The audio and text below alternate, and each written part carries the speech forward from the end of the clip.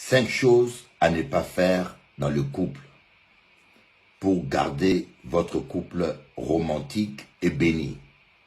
La première chose, ma fille, le chantage sexuel.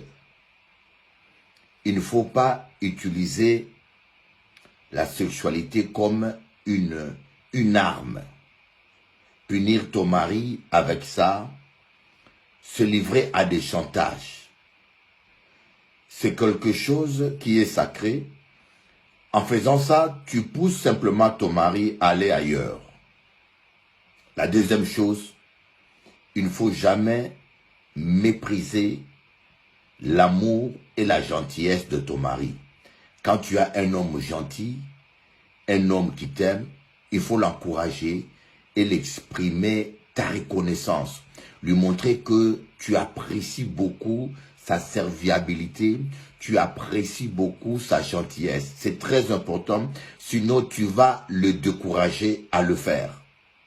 La troisième chose, il ne faut jamais humilier un homme publiquement. Il ne faut jamais humilier un homme devant les enfants, devant sa famille ou devant ses amis. Par orgueil, un homme peut avoir une réaction démesurée. Apprends à parler à ton mari des choses sensibles seul à seul.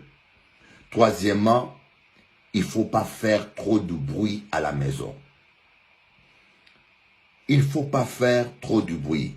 Il est écrit, vaut mieux habiter à l'angle d'un toit que de partager les demeures d'une femme querelleuse. Ne sois pas une femme querelleuse. Même quand il y a des problèmes, il faut choisir le moment qu'il faut, les moments appropriés pour aborder un certain sujet. Cinquièmement, ça, j'aimerais rester dans la pudeur. Étant que papa, je ne veux pas rentrer trop en détail, mais je veux parler étant que sexologue. Il ne faut pas faire le cadavre au lit conjugal. Voyez, les hommes aiment une femme qui est vivante au lit, une femme qui réagit, une femme qui s'exprime.